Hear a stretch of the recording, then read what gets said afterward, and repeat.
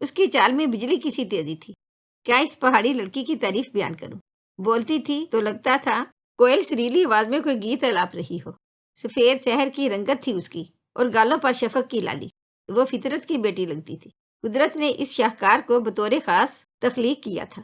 اس کے ماں باپ کو اس کا محافظ مقرر کیا تھا۔ وہ 5 بھائیوں کی اکلوتی بہن تھی۔ ماں اس کے لیے اچھے سے اچھا لباس بناتی اور بہترین انداز میں تربیت بھی کی۔ پشمینہ کا تعلق ایک خوبصورت کوہساری علاقے سے تھا۔ وہ میرے والد کے ایک کزن کی بیٹی تھی۔ ہم راول پنڈی میں رہا کرتے تھے، اور پشمینہ سے تبھی ملاقات ہو پاتی جب والد کے ان رشتہ داروں کے یہاں کسی کی شادی ہوتی اور ہم کو مدعو کیا جاتا۔ مجھے سرسبز اور خوبصورت مناظر سے گھرا ہوا یہ گاؤں بہت بھلا لگتا۔ تبھی میں بابا جان سے شادی میں شرکت کے لیے اصرار کرتی۔ اس بہانے میری پشمینہ سے بھی ملاقات ہو جاتی۔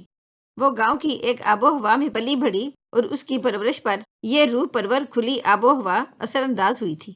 اس کی چال میں بجلی کی سی تیزی تھی۔ کیا اس پہاڑی لڑکی کی تعریف بیان کروں؟ بولتی تھی تو لگتا تھا کوئل سریلی آواز میں کوئی گیت الاپ رہی ہو۔ سفید شہر کی رنگت تھی اس کی، اور گالوں پر شفق کی لالی۔ وہ فطرت کی بیٹی لگتی تھی۔ قدرت نے اس شاہکار کو بطور خاص تخلیق کیا تھا۔ اس کے ماں باپ کو اس کا محافظ مقرر کیا تھا۔ مدت بعد جب وہ ہمارے گھر اپنے شوہر کا علاج کرانے آئی، میں اس کو پہچان نہ سکی۔ حالات نے بالآخر اس کے گلاب چہرے سے تازگی اور خوبصورتی چھین لی تھی۔ وہ 5 بھائیوں کی اکلوتی بہن تھی۔ ماں اس کے لیے اچھے سے اچھا لباس بناتی اور بہترین انداز میں تربیت بھی کی، مگر وہ اس کی تقدیر کو بہتر نہ بنا سکی۔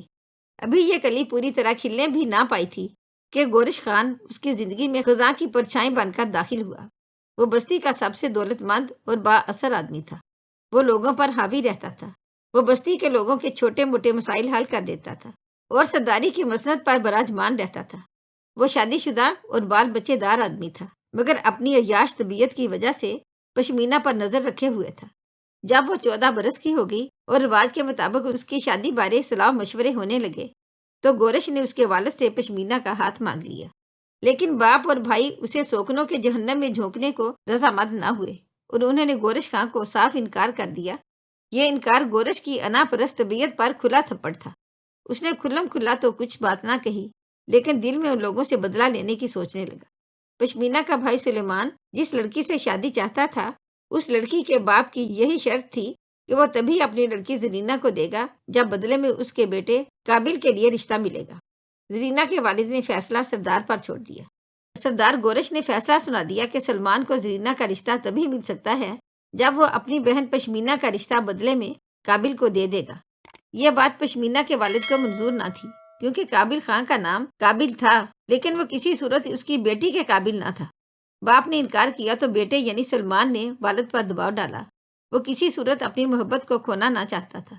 بیٹے کے دباؤ سے باپ مجبور ہو گیا، اور اس نے ہتھیار ڈال دیے۔ پشمینہ اور اس کی والدہ بھی قابل سے رشتے پر بہت روئی، مگر ان کی آہ و فغاں پر کسی نے کان نہ دھرے۔ سلمان کی تو زرینہ کو پا کر عید ہو گئی، مگر اس کی بہن بیچاری بھائی کی خود غرضی پر باری گئی۔ یہ شوخ و چنچل لڑکی جو الڑ بھی تھی، اپنے والدین کی اطاعت گزاری میں چپ چاپ قابل خاں کے حجرے میں آن بسی۔ ظاہری طور پر وہ پرسکون دکھائی دیتی تھی، لیکن اس کے اندر ہر وقت ایک جنگ جاری رہتی۔ وہ قابل کو دل سے قبول نہ کر سکی، تاہم حالات سے سمجھوتا کرنا ہی تھا۔ گورش خان خوش تھا کہ اس نے ایسا فیصلہ کرا کر پشمینہ کے باپ کو سبق سکھا دیا ہے کہ جس نے سردار کے رشتے کو ٹھکرا دیا، اس کو اجڑ کے پلے باندھ دیا گیا۔ جب اس نے دیکھا کہ یہ شریف گھرانہ اور ان کی لڑکی ہر حال میں صابر شاکر اور پرسکون ہے، تو اسے پھر بے عزتی کے احساس نے گھیر لیا۔ اس نے کسی نہ کسی طرح پشمینہ کی ساس کو باور کرا دیا کہ اس کی بہو با کردار لڑکی نہیں ہے۔ وہ کسی اور سے شادی کرنا چاہتی تھی، لیکن میں نے بستی اور برادری کی عزت بچانے اور تمہاری لڑکی کا خیال کرتے ہوئے ایسا فیصلہ کیا۔ قابل کی ماں ان پڑھ عورت تھی، جس کی زندگی رکھ رکھاؤ سے آری تھی۔ اس کے کہنے پر وہ بہو کے کردار کی کھوج میں چکنی رہنے لگی۔ یوں بھی اسے پشمینہ کی خاموشی زہر لگتی تھی۔ وہ جانتی تھی کہ یہ لڑکی قابل کی بیوی بن کر خوش نہیں ہے، ہر وقت چپ چپ اور سنجیدہ رہتی ہے، سو ضرور دال میں کچھ کالا ہی ہوگا۔ قدرت بھی شاید ان دنوں پشمینہ پر نامہربان ہو گئی تھی، کیونکہ ساس کے شک کو یقین میں بدلنے کا موقع بہت جلد مل گیا کہ ایک دن اس کی بہو درخت سے خوبانیاں توڑ کر لا رہی تھی کہ نالے کے پاس بڑے پتھروں میں پاؤں رکھنے سے اپنا توازن برقرار نہ رکھ سکی۔ اتفاق سے پاس ہی ایک شخص موسیٰ خان مویشیوں کے لیے گھاس اکٹھی کر رہا تھا۔ اس نے جو پشمینہ کو گرتے دیکھا دوڑ کر آیا۔ یہ شخص پشمینہ کا ماموں زاد تھا۔ اس نے پتھروں پر گرتی ہوئی پشمینہ کا ہاتھ پکڑ کر اس کو اٹھنے میں مدد دی۔ تبھی اسے کابل کی ماں نے دیکھ لیا۔ وہ دور سے یہ نہ دیکھ سکی کہ مدد کو آنے والا مرد کون ہے جس نے اس کی بہو کا ہاتھ پکڑا ہے، اور یہ اسے دیکھنے اور جاننے کی ضرورت بھی نہ تھی۔ پھر تو جیسے پشمینہ کے لیے گھر ایک جہنم بن گیا۔ ساس اسے بات بات پر تانے دینے لگی۔ جو لڑکی کبھی ماں باپ کی ایک جھڑکی تک سننے کی عادی نہ تھی، ساس اس پر ہاتھ اٹھانے لگی۔ اس نے پھر بھی اف نہ کی، چپ چاپ زندگی کے عذاب سہتی رہی، کیونکہ اب اس کا منصب اور بڑھ گیا تھا۔ وہ ماں بننے والی تھی، ان کی باتیں سننی اور برداشت کرنا تھی۔ ایک روز ساس اس کو چولہا جلانے والی لکڑی سے پیٹ رہی تھی کہ اس کی ماں آ گئی۔ اس نے بیٹی کو چھڑایا اور اس سلوک کی وجہ پوچھی۔ بھلا وہ کیا بتاتی؟ شادی اور اس کے بعد کے مسائل سردار ہی حل کرتے تھے، اور وہ نہ چاہتی تھی کہ اس کے مسئلے سردار کی مرضی سے حل ہوں۔ وہ اس قسم کے فیصلوں سے خوف زدہ تھی۔ وہ اب برادری پر اعتبار نہیں کر سکتی تھی۔ وہ مطمئن تھی کہ کابل اس سے خوش تھا۔ وہ اسے تنگ نہیں کرتا تھا، محبت کرتا تھا اور کچھ نہیں کہتا تھا۔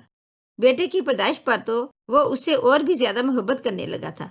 ساس کو بیٹے کا بہو کی طرف یہ جھکاؤ اچھا نہ لگا۔ تبھی اس نے کابل کے کان بھرنے شروع کر دیے۔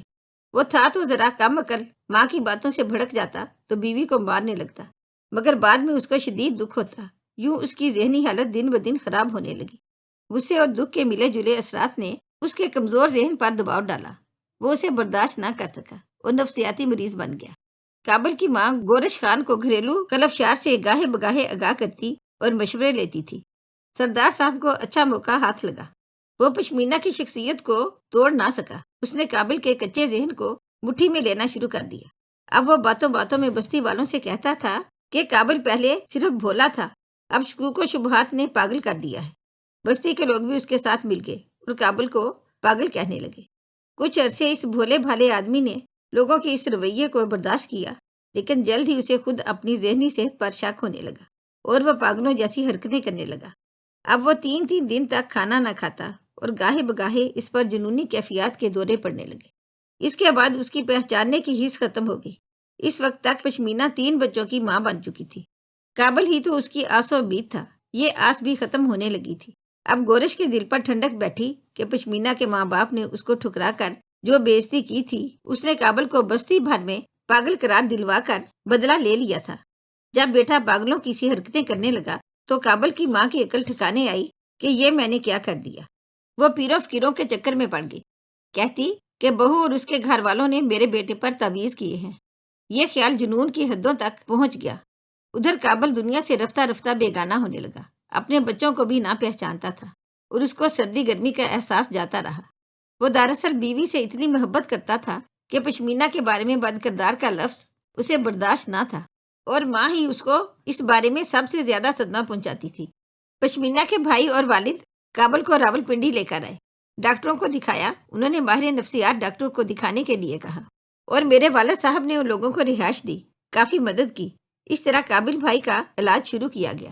ذہنی امراض کے ہسپتال سے علاج کروانے سے کچھ بہتر تو ہو گئے، لیکن پہلے جو اپنی مشقت سے اپنی زمین پر سال بھر کا اناج اگا لیتے تھے، اس کام سے وہ گئے۔ خاندان والے افسوس کرتے تھے، لیکن ان کے بچوں کی ذمہ داریاں کوئی قبول کرنے کو تیار نہ تھا۔ بہرحال پشمینہ کے بابا اپنے داماد، بیٹی اور بچوں کو واپس بستی لے گئے اور ساس سے الگ اس کو 2 کمروں کا گھر لے کر دیا، جہاں وہ اپنے شوہر اور بچوں کے ساتھ رہنے لگی۔ کابل اب کمانے کے قابل نہ رہا تھا۔ ہر وقت خدا جانے کس بارے اور کیا سوچتا رہتا تھا، اور بیچاری پشمینہ محنت مشقت کر کے گھر چلانے پر مجبور تھی۔ جب تک باپ زندہ رہا، بھائی بھی اس کا حال پوچھ لیتے تھے۔ والد کے بعد اسے کوئی پوچھنے والا بھی نہ رہا۔ بھائی اپنی دنیا میں مگن اور وہ غم کی دنیا میں تنہا زندگی کی گاڑی گھسیٹتی تھی۔ وہ میٹرک پاس تھی، مگر چھوٹے سے گاؤں میں بھلا اسے کون سی نوکری مل سکتی تھی۔ اب وہی ساس اس کی منت کرتی تھی، مجھے معاف کر دو، مجھے پہچان نہ تھی، اب عقل آئی ہے جب بیٹے کو ہاتھ سے گنوا دیا ہے، لیکن اب پچھتائے کیا ہوت جب چڑیاں چگ گئیں کھیت۔ اگر آپ کو ہماری آج کی کہانی اچھی لگی ہو تو پلیز اسے لائک کریں، شیئر کریں، اور مزید اچھی ویڈیو کے لیے ہمارے چینل کو سبسکرائب کریں۔ شکریہ۔